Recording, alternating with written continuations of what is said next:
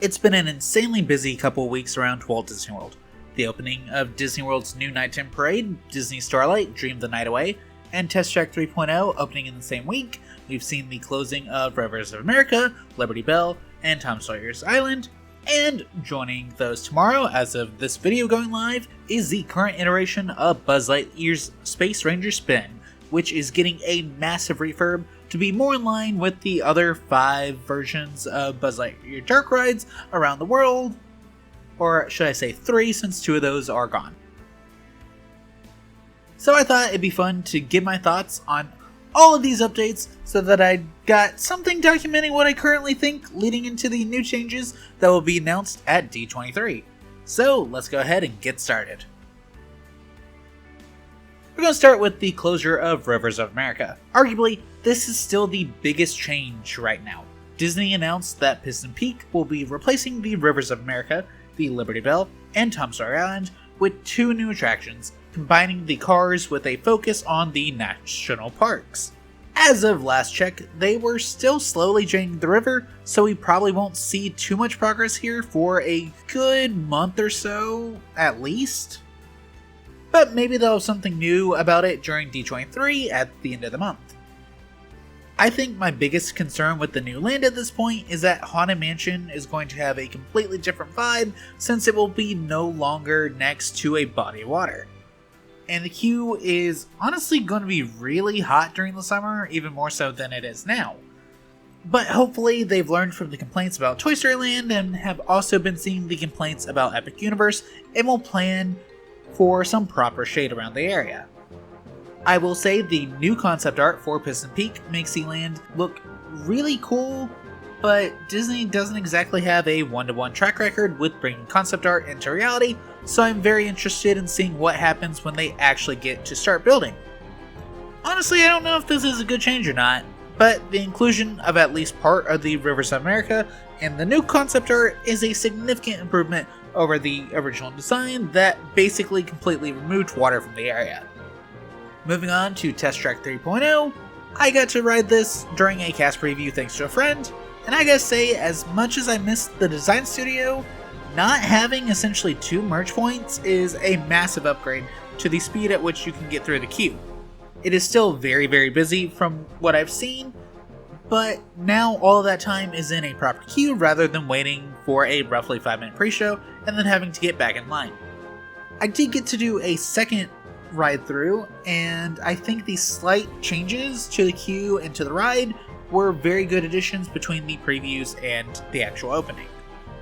And there's actually now proper Magic Band Plus effects on the ride, which were definitely not there during my preview, so I see it as an absolute win. The actual feel of the ride is still very much the same to Test Track 2.0, but the loss of the Tron aesthetic is definitely taking me some time to get adjusted to.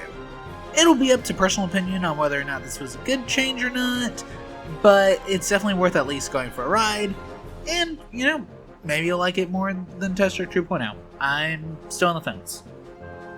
Disney Starlight is Walt Disney World's first non-party nighttime parade since the pandemic, and it is certainly quite the light show, at least for the parade floats.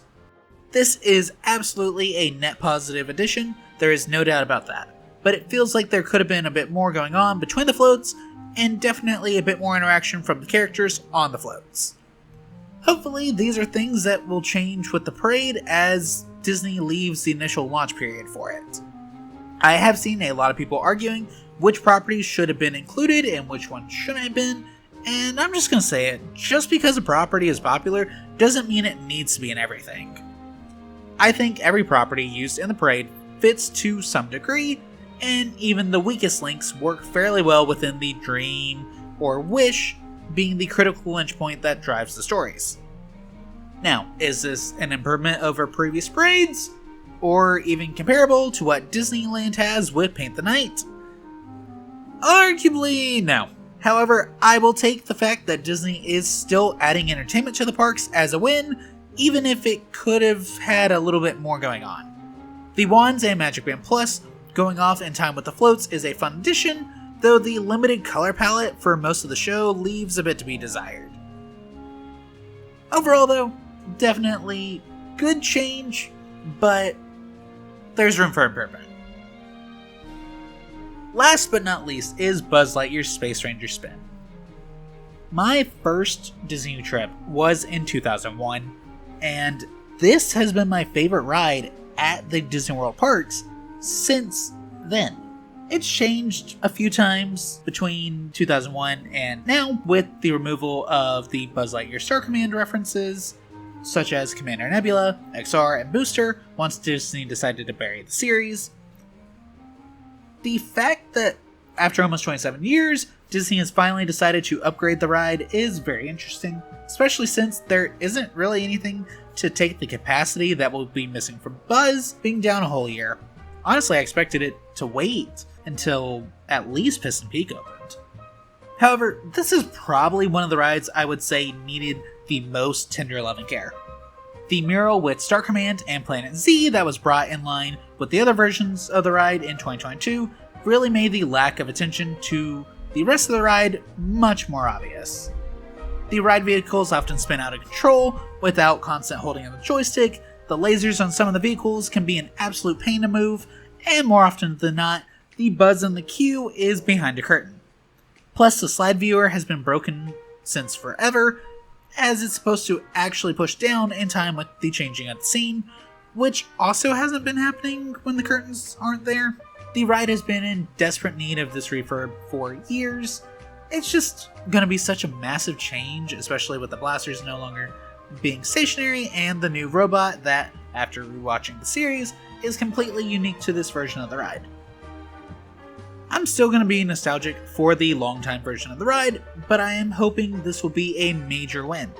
Based on what we're aware of, it is pretty obvious that Lightyear is how the Parks Division was able to warrant the upgrade, but thankfully, based on the concept art of Buddy, the ride does not seem to be going to Lightyear with its muted grays and browns, but rather staying more in line with the color palette of Buzz Lightyear Star Command and the Toy Story aesthetic that they kind of mashed together.